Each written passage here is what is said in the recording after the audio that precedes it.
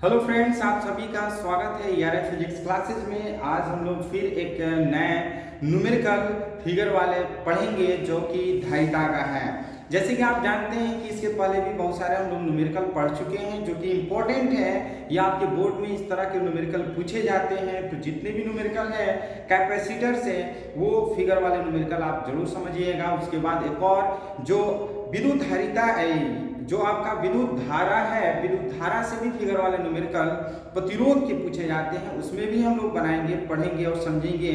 और ये सभी फिगर वाले न्यूमेरिकल आपके बोर्ड के एग्जामिनेशन में पूछे जाते हैं। तो जितने भी बच्चे हैं इस वीडियो को देखिए और अपने दोस्तों को भी शेयर करिए ताकि उनको भी इस वीडियो से लाभ मिले। तो चलिए आप भी इस न्यूमेरिकल को बनाने की कोशिश करिए और देखते हैं कि कौन बच्चा इस न्यूमेरिकल को बना करके सबसे पहले कमेंट कर रहा है। वैसे जो बच्चे नहीं जानते हैं वो बच्चे ध्यान से इस वीडियो को देखें और इस न्यूमेरिकल को सीखने का प्रयास करें। सबसे पहले हम लोग क्या करते हैं, क्वेश्चन को ध्यान से पढ़ते हैं कि क्वेश्चन में दिया क्या है। यदि आप क्वेश्चन पढ़ना समझ गए, ध्यान से देखना समझ गए, तो समझिए कि इस किसी भी टाइप का न्यूमेरिकल हो आप आराम से बना सकते हैं। लेकिन बहुत सारे बच्चे क्या होते हैं कि क्वेश्चन ही ढंग से नहीं पढ़ते हैं और ये कोशिश ही नहीं करना चाहते हैं कि क्या क्या दिया है, क्या कहना चाहता है। तो क्वेश्चन पढ़ने का एक तरीका होता है कि उस तरीके को किस तरह से फॉलो करिएगा ताकि आप क्वेश्चन पढ़ते पढ़ते दिमाग में आंसर भी कंक्लूड होने लगे, कैलकुलेशन होने लगे। इस तरह से क्वेश्चन को पढ़ना चाहिए। बहुत सारे बच्चे होते हैं कि एक बार में एक लाइन में पढ़ देते हैं सारे क्वेश्चन को और उनको समझ में नहीं आ पाता है क्या दिया है और क्या नहीं। तो हम लोग इसको वन बाय वन करके क्वेश्चन पढ़ेंगे। कर 7 संधारित्र जिनमें प्रत्येक की धारिता 1 माइक्रोफैरड है।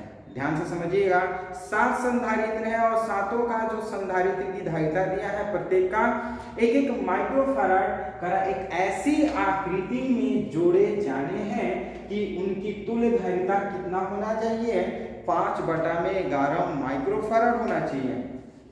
गणना द्वारा ज्ञात कीजिए कि समानांतर क्रम में एवं श्रेणी क्रम में कितने कितने संधारित्र रखा जाए ताकि वांछित संधारित्र की धारिता प्राप्त हो जाए। यानी कि हमको ये देखना है कि ये सातों संधारित्र को किस किस क्रम में हम जोड़ेंगे।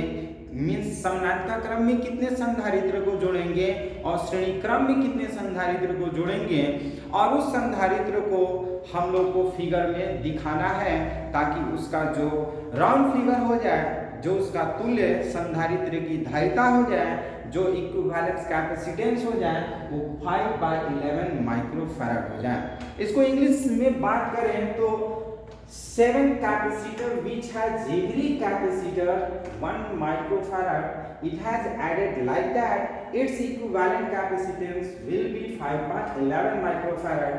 Calculate that how many capacitors kept in series and parallel that will become 5/11 microfarad.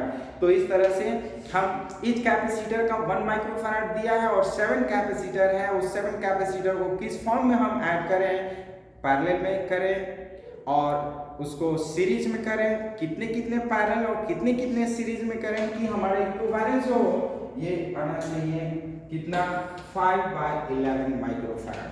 तो देखिए हमको इक्विवेलेंस अगर दिया रहेगा, तुल्य धारिता दिया रहता है, उस तुल्य धारिता को हमको ध्यान से देखना पड़ता है कि क्या दिया है, उसके अनुसार दिमाग में उसका राउंड यानी कि जो फिगर है वो फिगर अपने आप बनने लगता है। देखिए ऊपर 5 दिया और नीचे 11। ये 5 जो बता रहा है कि अगर हम 5 संधारित्र को अगर पैरेलल में अगर कंबाइन कर दे तो बचेगा 2। तो उस 2 कैपेसिटर को उसको हम क्या कर लेते हैं, सीरीज में कर लेते हैं। तो मे बी 5/11 माइक्रोफैरड आ जाना चाहिए। देखते हैं, चलिए आप कोशिश करिए इसको बनाने के लिए।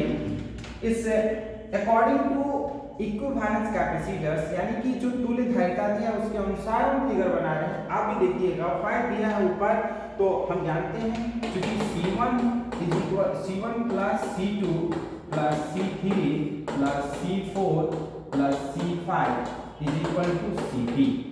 अगर ये 1 प्लस 1 प्लस 1 प्लस 1 प्लस 1 1 2 3 4 5 ये 5 माइक्रोफैरड हो जाएगा। तो ये तो 5 माइक्रोफैराड हमको लग रहा है कि यदि हम इसको पैरेलल में अगर जोड़ दें तो ऊपर वाला हमें वैल्यू मिल सकता है। खैर आप भी कोशिश करिएगा, ये ट्रिक है, इस ट्रिक को आप भी फॉलो करिएगा। हम इसे मिलाते हैं और पहले हम फिगर बनाते हैं। क्या बनाते हैं? फिगर बनाते हैं। इस फिगर को आप देख लीजिएगा। ये कैपेसिटर इस तरह से ये बना लेते हैं। ये आपका 1 2 ये 3 और ये हो जाएगा आपका 4 और ये हो जाएगा 5 और ये हम कर लेते हैं, ये आपका A और B।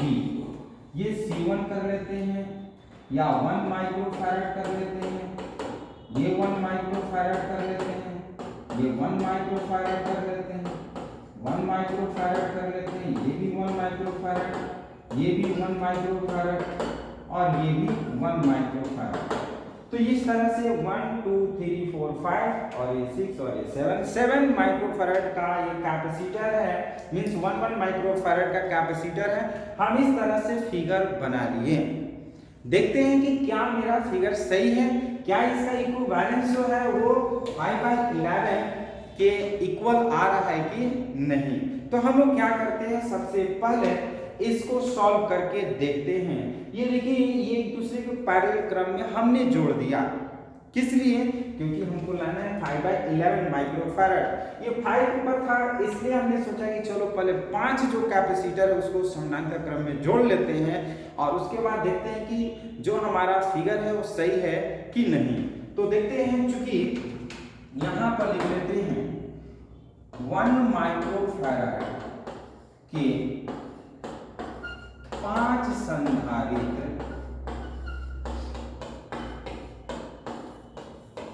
को समानांतर क्रम में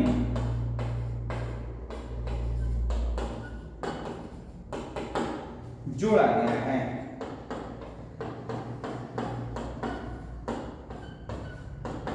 अतः तुल्य धारिता क्या हम लिख सकते हैं?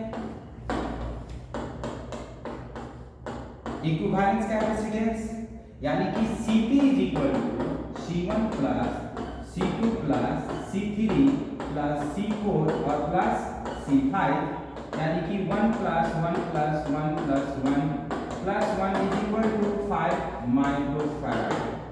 ये हमारा हो जाएगा 1 2 3 4 एंड 5।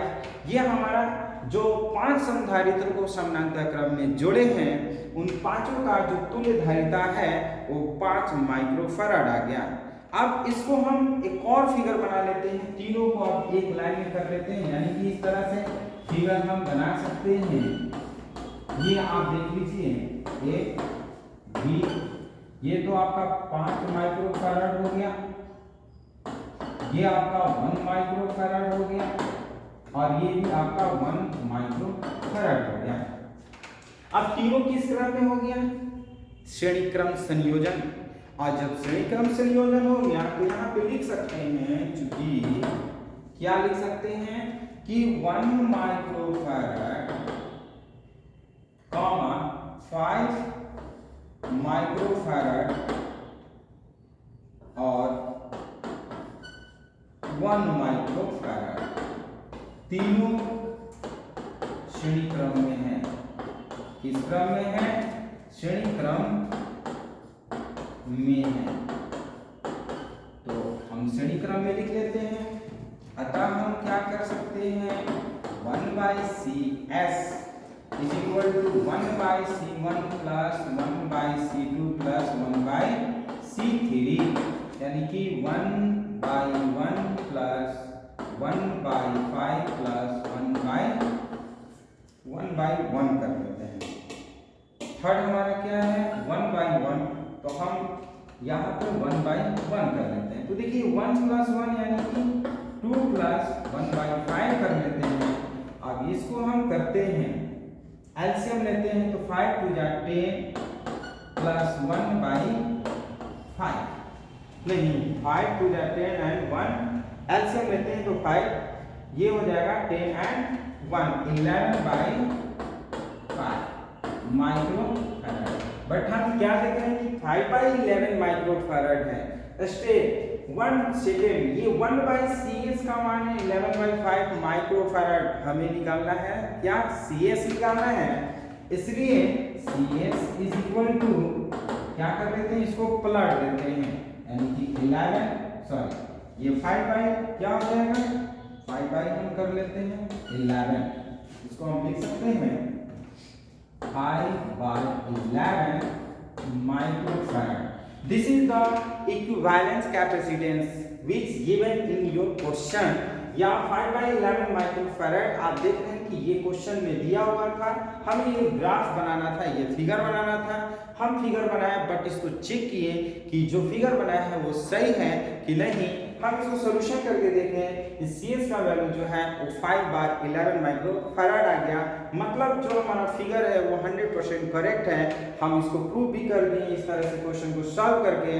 तो इस क्वेश्चन का फिगर आप क्या कर सकते हैं कि इस तरह से 5 कैपेसिटर को आप एक दूसरे के समानांतर क्रम में और 2 कैपेसिटर को क्या करेंगे, इसके सीरीज क्रम में जोड़ देते हैं। आपके दिमाग में क्वेश्चन आया होगा सर 1 माइक्रोफैराड इधर जुड़े हैं, 1 माइक्रोफैराड उधर जुड़े हैं, तो आप क्या कर सकते हैं, इस माइक्रोफैराड को आप इधर भी जोड़ सकते हैं या इस माइक्रोफैराड को उधर भी जोड़ सकते हैं।